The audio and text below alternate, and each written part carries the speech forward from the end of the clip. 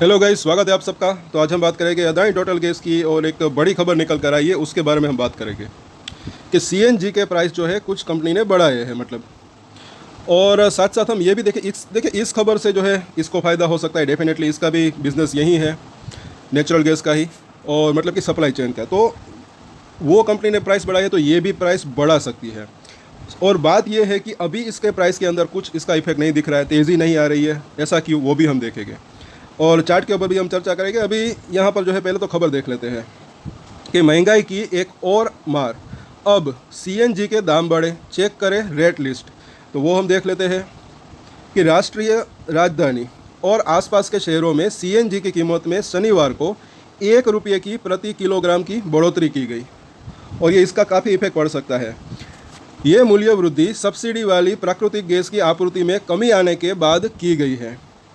दिल्ली और आसपास के शहरों में घरों में सीएनजी, ऑटोमोबाइल और पाइप्ड कुकिंग गैस की खुदरा बिक्री करने वाली कंपनी इंद्रप्रस्थ गैस लिमिटेड यानी कि आईजीएल ने अपनी वेबसाइट पर दरों में बढ़ोतरी की घोषणा की है। तो इन्होंने जो है अभी बढ़ोतरी की है। अभी अदानी टोटल गैस ने नहीं की है, लेकिन वो कर सकता है इनके चलते, अब आगे चलते मतलब।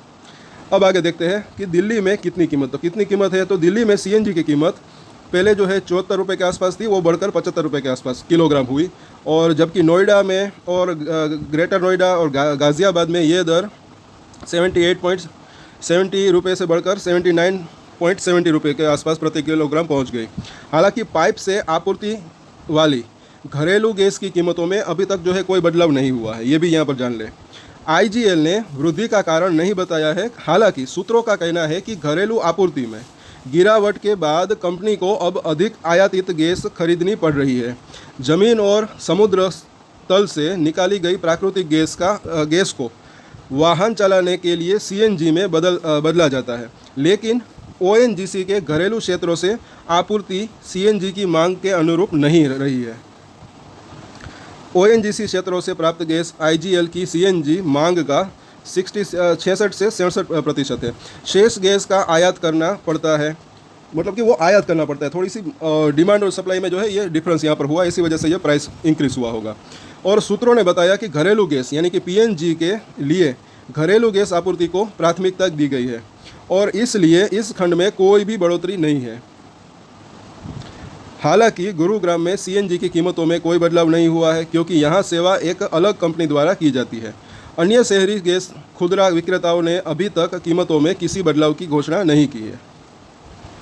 राजस्थान के किस शहर में कितनी कीमत, तो ये भी देख लेते हैं कि राजस्थान के अजमेर, पाली, राजसमंद में सीएनजी की कीमतें आईजीएल द्वारा जो ₹82 के आसपास थी, वो अब ₹83 के आसपास जो है पर किलोग्राम जो है कर दी गई। और हरियाणा के रेवाड़ी के साथ साथ उत्तर प्रदेश के मेरठ, मुजफ्फरनगर और शामली में भी सीएनजी की कीमतों में बढ़ोतरी हुई है, और इन शहरों में सेवा जो है आईजीएल द्वारा प्रदान की जाती है। तो आईजीएल ने जो है प्राइस बढ़ाई है, और मुझे ऐसा लग रहा है कि इसके चलते अब आगे चल के जो है अदानी टोटल गैस भी अपनी प्राइस जो है बढ़ा सकता है, ऐसा लग रहा है यहाँ पर।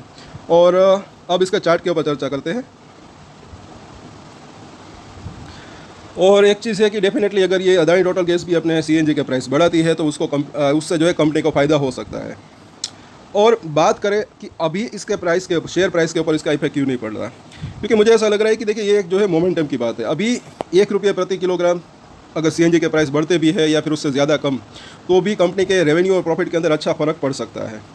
तो इससे शॉर्ट टर्म में इफेक्ट पड़े ना पड़े, लेकिन मीडियम टू लॉन्ग टर्म में जो है एक अच्छा जो है एक बेनिफिट मिल सकता है, एक अच्छी तेज़ी की संभावना रह सकती है। क्योंकि अगर इसका रेवेन्यू और प्रॉफिट बढ़ता है, इसके प्रॉफिट मार्जिन अगर जो है इंक्रीज़ भी हो सकते हैं, तो उससे कंपनी के शेयर के प्राइस के अंदर भी तेज़ी आ सकती है।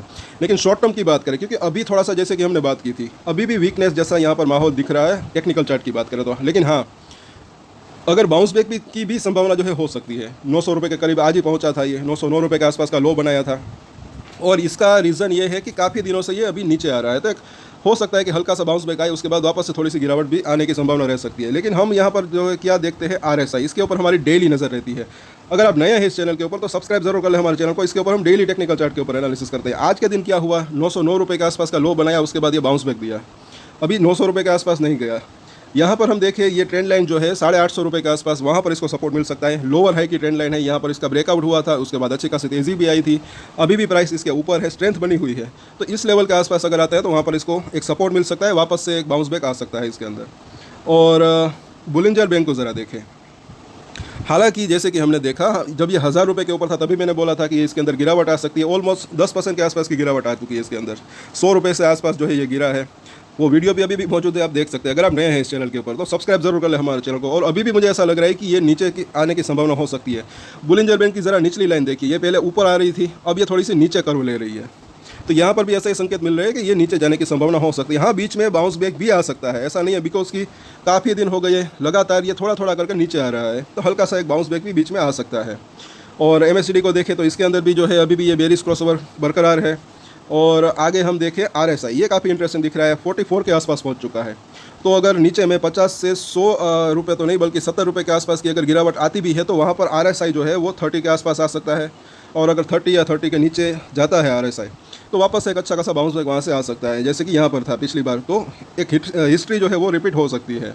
तो अब इसके सपोर्ट और रजिस्टेंस हम देख लेते हैं। साथ साथ एक चीज़ है, ये भी सीखने लायक है कि ये 5 और 9 डेज़ का मूविंग एवरेज और 5 और 9 वीक का मूविंग एवरेज, यहाँ पर जब ये तेज़ी थी, जब बाउंस बैक आया था तो इसको आप साफ साफ देख सकते हैं, दोनों ही लाइन के ऊपर कामकाज हो रहा था।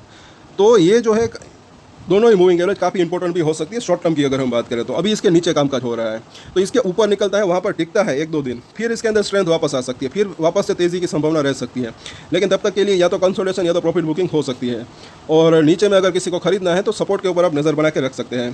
पहला अगर देखें तो यहाँ पर 850, उसके बाद ये 830 के आसपास का जो लो बनाया था वहीं पर इसको वापस से सपोर्ट मिल सकता है। और कुछ और लेवल्स भी है, वो भी हम देख लेते हैं। 918 का प्राइस है पहला सपोर्ट एरिया, तो डेफिनेटली इसका जो है 900 रुपये के आसपास का ही दिख रहा है। उसके बाद देखें तो 875 के आसपास का, उसके बाद 850, ये इसके नज़दीकी सपोर्ट दिख रहे हैं। उसके बाद की अगर बात करें, एक तो ये 810 से लेकर 800 रुपये की रेंज है, और मुझे ऐसा लग रहा है कि 800 से नीचे जाने की संभावना अभी शॉर्ट टर्म में कम दिख रही है इसकी। और अब अगर रजिस्टेंस की बात करें, किसी भी रीज़न से अगर बाउंस बैक आता है, क्योंकि अच्छी खासी गिरावट आई है तो छोटा मोटा बाउंस बैक आता भी है, तो पहला इसका रजिस्टेंस एरिया जो है यहाँ पर जो दिख रहा है 930 रुपये के आसपास का, उसके बाद जो है 955, उसके बाद 975 का लेवल, ये इसके नज़दीकी रजिस्टेंस दिख रहा है। उसके बाद की अगर बात करें तो 1000 से लेकर 1020 का लेवल, ये लेवल अगर पार होता है उसके बाद एक 1100 से 1250 तक जाने की इसकी संभावना रह सकती है। और शाम को हम इसके ऊपर डिटेल में चर्चा करेंगे। आज की अगर ट्रेडिंग रेंज की बात करें तो मुझे ऐसा लग रहा है कि नीचे में 904 रुपये और ऊपर में जो है तकरीबन 935 रुपये के आसपास का दोनों, ये एक रेंज रह सकती है अगर वॉलेटिलिटी थोड़ी सी बड़ी तो भी।